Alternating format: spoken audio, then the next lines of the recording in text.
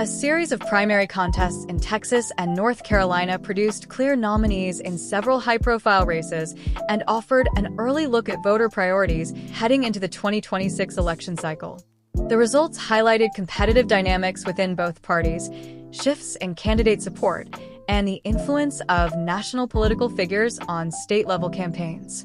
In Texas, State Representative James Talarico won the Democratic nomination for U.S. Senate, defeating Representative Jasmine Crockett in a closely watched race. Talarico's victory followed a campaign focused on broad voter outreach and education-centered messaging, while Crockett emphasized her congressional record and her visibility as a national political figure. The contest drew significant attention due to the contrasting styles of the two candidates and the broader implications for a state where Democrats have sought to expand their competitiveness. Talarico will face the Republican nominee in November, with the general election expected to draw national interest due to Texas' size and its long-standing role in shaping federal politics. On the Republican side, Senator John Cornyn secured his party's nomination for another term.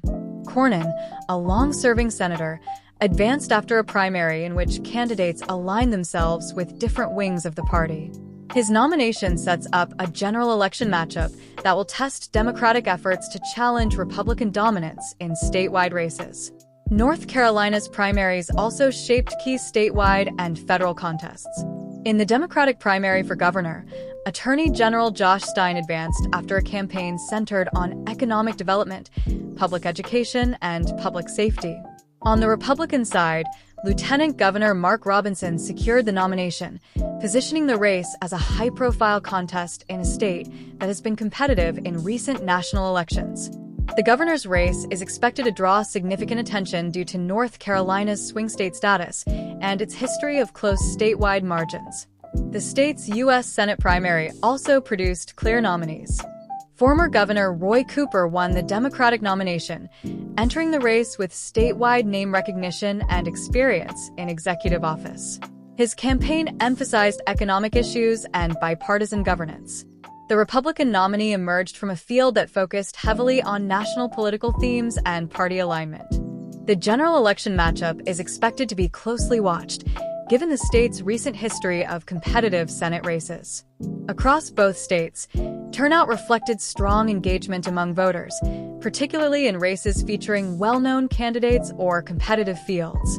Economic concerns, public safety, education, and national political dynamics were central themes across campaigns. The results provide an early indication of the issues and candidate strategies likely to shape the general election later in the year. As the campaigns move toward November, the outcomes in Texas and North Carolina will play a significant role in determining control of key statewide offices and potentially influencing the balance of power in Congress. To receive updates on our newest reports, subscribe for more neutral news updates.